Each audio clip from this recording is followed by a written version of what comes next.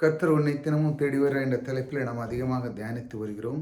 கர்த்தருடைய வார்த்தை தியானிப்போம். ஒவ்வொரு நாளும் நம்முடைய தேவன் நம்மளை தேடி வந்து நமக்கு தேவையானதை தருகிற தேவன் நம்மோடு கூட இருக்கிறார். அதை முதல்ல நம்ம மனதில் எப்பவும் எண்ணிக்கொண்டே இருக்க வேண்டும்.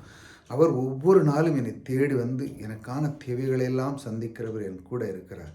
அவருடைய வார்த்தையை நான் தியானிக்கும் பொழுது அவர் எனக்குள்ளே இருந்து அவருடைய அன்பு எல்லாமே எனக்கு தந்து என்னை வழிநடத்தி கொண்டிருக்கிறார், என்னை தேடி வருகிறார். அதை நாம் அறிந்து கொள்ளும்போது கர்த்தருடைய வார்த்தை உங்கள் உள்ளத்திலே ஆழமாக பதியும். இன்று அவருடைய வார்த்தை பார்ப்போம். வானத்தில் கீழெங்கும் உள்ள ராஜ்யங்களில் ராஜரீகமும் ஆளுகையும் மகத்துவமும் உன்னதமானவருடைய பரிசுத்தவான்களாகிய ஜனங்களுக்கு கொடுக்கப்படும். தேவன் பாருங்க, தேடி வந்து எதை கொடுக்கிறார் பாருங்க. நம்முடைய வாழ்க்கையிலே பரிசுத்தவான்கள், அதாவது தேவனை அறிந்த மக்கள், தேவனுக்கு கீழ்ப்படிந்த மக்கள், தேவனுடைய வார்த்தைக்கு ஒவ்வொரு நாளும் அவர்கள் தன் நாவிலை சொல்லி கர்த்தருக்குள்ளே எப்பொழுதும் இருந்து இதையெல்லாம் ஒரு மனிதன் அந்த வார்த்தையை தியானித்து அதை கற்றுக்கொள்ளும் பொழுது அவன் தேவனுடைய பரிசுத்த ஆவியானுடைய அந்த அன்பை அவன் பெறுகிறான். அதன் மூலமாக தேவன் அவனுக்கு எல்லா பாக்கியமும் கொடுக்கிறார் பாருங்க. முதலாவது அந்த வார்த்தையை திரும்ப நான் உங்களுக்கு படிக்கிறேன் பாருங்க. வானத்திலே கீழ், அங்கே வானத்திலிருந்து கீழ் எங்கும் உள்ள அந்த பூமியில் உள்ள எல்லாமே பாருங்க, ராஜ்யங்கள், இதில் உள்ள எல்லாம் நடக்கிற விஷயங்கள், ராஜரீகம் எல்லாமே பாருங்க, ஆளுகையும் எல்லாம் செய்கிறது, ஆளுகையும் மகத்துவம் உன்னதமானவருடைய பரிசுத்தவான்கள், அதாவது இந்த தேவன் கொடுக்கிறப்பட்ட இந்த அழகான எல்லா பொக்கிஷங்களும் யாருக்கு கொடுக்கப்படுது பாருங்க, பரிசுத்தவான்கிய ஜனங்களுக்கு கொடுக்கப்படும் அப்படின்னு போட்டிருக்கு. கொடுக்கப்படும், இதெல்லாம் தேவன் கொடுக்கிறார். இந்த அற்புதமான தேவன் பாருங்க நம்மளை தேடி வருகிறார்.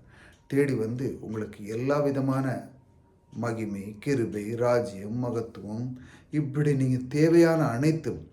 ஒரு மனிதன் புகழை தேடுகிறான், சுகத்தை தேடுகிறான், அவனுக்கான தேவையான செல்வத்தை தேடுகிறான், இப்படி நிறைய விஷயங்களை இந்த உலகத்தில் அவன் தேடிக்கொண்டே இருக்கிறான்.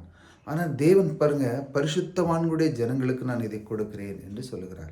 இதையெல்லாம் உங்களுக்கு கொடுக்க, நீங்கள் தேவனுக்குள்ளே நீங்கள் இருக்கும் பொழுது நீங்கள் தேடி போக வேண்டியது அவசியமே இல்லை. அது உங்களுக்கு அவரே கொடுக்குறார். ஆனால் ஏன் அப்படி நான் சொல்லுகிறேன் என்றால், முதலாக தேவனுடைய ராஜ்யத்தை தேடுங்க. தேவன் சொல்லுகிறார், நீ முதல்ல என்னிடத்தில் வா. நீ உன்னுடைய பிரயாசத்தில் போகும்போது அது ரொம்ப கஷ்டமாக இருக்கும். அது கஷ்டம் மட்டும் இல்லை, அது உன்னை விட்டு விலகி போனால் அதை விட நீ ரொம்ப கஷ்டப்படுவா.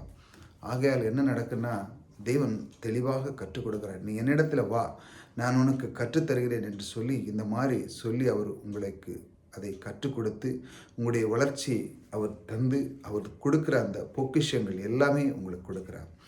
தேவன் இப்படி தான் உங்களை தேடி வந்து அவர் கற்றுக் கொடுக்கிறார். இந்த தேவன் நம்மளை ஒரு நாளும் கைவிடாத தேவன். அவர் தேடி வருகிறார் என்றால் உங்களை நேசித்திருக்கிறார், உங்கள் மேல் கரிசனையாக இருக்கிறார், அவருடைய ஐஸ்வர்யத்தை கொண்டு உங்களை நடத்த விரும்புகிறார். இப்படி ஒவ்வொரு நாளும் உங்களுடைய வாழ்க்கையை அவர் செய்ய விரும்புகிறார். ஆகையால் நீங்கள் தியானிக்கும் பொழுது, கர்த்தாவே, இந்த வார்த்தைகளை நான் எனக்கு கேட்ட இந்த வார்த்தை, என்னோட பொக்கிஷமான அந்த வார்த்தைகளை என் உள்ளத்திலே நீர் தந்ததற்காக நன்றி. அது என் உள்ளத்திலே விட்டு விலகி போகாமல் அது நீர் கொடுக்கதற்காக நன்றி ஆண்டவரே என்று சொல்லி ஒவ்வொரு நாளும் நீங்கள் சொல்லும்போது உங்களுடைய உள்ளம் மகிழ்ச்சியாக இருக்கும், சந்தோஷமாக இருக்கும்.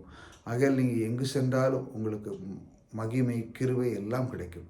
இதைத்தான் நாம் ஒவ்வொரு நாளும் கர்த்தர் உன்னை தினமும் தேடி வருகிறார் என்ற தலைப்பில் நான் தியானிக்கிறோம். ஏற்கனவே நிறைய தொடர்பு இருக்குது. அதில் நீங்கள் பாருங்கள், கர்த்தர் எப்படி வழி நடத்துகிறார், கர்த்தருடைய வார்த்தையிலே இருக்கும் இருதயம் எப்படி இருக்க வேண்டும், கர்த்தருடைய வார்த்தை மூலமாக அந்த தொடர்பு இருக்குது. பொருளாதாரத்தை செழிப்பு குறித்த தொடர்பு இருக்குது. அதையும் நீங்கள் தொடர்ந்து பாருங்கள். கொஞ்சம் கொஞ்சமான நேரங்களை எடுத்து பாருங்கள். நீங்கள் மொத்தமாக பார்த்தீங்கன்னா உங்களுக்கு சில நேரத்தில் சோர்ந்து போகிற ஒரு மனம் வரும். என்ன ரொம்ப நேரம் இருக்குது அப்படின்னு சொல்லுங்கள்.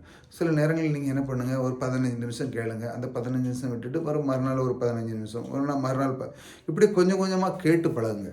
சில வீடியோவில் 2 நிமிஷம் 3 நிமிஷம் இருந்ததுனாலே அதை கேட்கறதுக்கு கொஞ்சம் வருத்தப்படாமல், கொஞ்சம் கஷ்டப்படாமல் கேளுங்க. வார்த்தைகளை, தேவனுடைய வார்த்தையை கேட்கும் பொழுது நம்முடைய உள்ளம் என்ன செய்யணும்னா, நான் வாஞ்சிக்கிறேன் தேவனுடைய வார்த்தை கொண்டு அப்படின்னு அதை நீங்கள் உங்கள் உள்ளத்தில் நீங்கள் அன்பு செலுத்த வேண்டும். நீ தேவனுடைய வார்த்தைக்கு நீ கேட்கணும்னு சொல்லி இந்த உள்ளத்தை நீங்கள் ஒவ்வொரு நாளும் அதை பயன்படுத்தணும். இரண்டாவது, நம்முடைய இந்த சரீரம், இந்த உள்ளமானது என்னதுன்னா வேறு விதமான ஒரு நாட்டத்துக்கு போகிறது. அப்பொழுது என்ன நடக்குன்னா, அங்கே தான் அது மயங்கி இருக்கிறது. ஆனால் தேவனுடைய வார்த்தைகளை நீங்கள் அதற்குள் பழக பழக அந்த அந்த வார்த்தையானது என்ன உங்களுக்குள் அதற்கே அந்த தேவனுடைய வார்த்தைக்கு அது மயங்கிவிடும். ஏனென்றால் அந்த மாதிரி தேவனுடைய வார்த்தைகளுக்கு நீங்கள் அது இணங்கும் பொழுது தேவன் கொடுக்கப்பட்ட அனைத்து ராஜரீகம் மகத்துவம் எல்லாமே உங்களுக்கு அது கொடுக்கப்படும். என்றால் நீங்கள் பரிசுத்தவான்களாக தேவனுடைய முன்பாக நீங்கள் இருக்கும் பொழுது உங்களுடைய குடும்ப வாழ்க்கை, உங்களுடைய பொருளாதார வாழ்க்கை, உங்களுடைய பிஸ்னஸ், மற்ற எல்லா காரியங்களும் வேலை ஸ்தலத்தினாலும் தான் நீங்கள் எல்லாத்திலுமே மகத்துவம், சந்தோஷம், மகிழ்ச்சியாகவும் இருப்பேன். இதைத்தான் தேவன் ஒவ்வொரு நாளும் உங்களுக்கு கற்றுக் கொடுக்குறார். நான் உனக்கு இதெல்லாம் தருவேன் என்று அவர் வாக்கு கொடுக்குறார். நான் எல்லா நாளும் நான் உங்களுக்கு இந்த மாதிரி போதிக்கிறது என்றால் எல்லாமே வாக்கு தத்தங்கள். இதை நீங்கள் தேர்ந்தெடுத்துக்காங்க. அந்த தேர்ந்தெடுத்து இந்த வாக்கு தத்துவங்களை பற்றி கொள்ளுங்கள். என் தேவன் எனக்குள்ளே இருந்து இதையெல்லாம் செய்கிறார். நான் மிகப்பெரிய பாக்கியவான். ஆகையால் என்னை தேடி வந்து என்னை விரும்பி அவருடைய வார்த்தைக்கு நான் கீழ்ப்படிந்ததனால் அவர் எனக்குள்ளே இருந்து இதை செய்ய விரும்புகிறார். ஆகையால் என் சரீரத்தை நான் அவருக்கு ஒப்புக் கொடுக்கிறேன் என்று சொல்லும் பொழுது நம்முடைய உள்ளம் மகிழ்ச்சியிலும் சந்தோஷத்திலும் துள்ள ஆரம்பிக்கும். இதைத்தான் நாம் ஒவ்வொரு நாளும் தியானிக்கிறோம். மற்றவர்கள் புதுசாக வந்தவங்க சப்ஸ்கிரைப் பண்ணிச்சாங்க. தொடர்ந்து இந்த மாதிரி வார்த்தைகளை நாம் கேட்போம். ஆக கர்த்தருக்கு நாம் இடம் கொடுக்கும் பொழுது நம்முடைய வாழ்க்கை சிறப்பாக இருக்கும். கர்த்தர் உங்களோடு கூட இருக்கிறார். கர்த்தர் உங்களை ஆசீர்வதிப்பார்.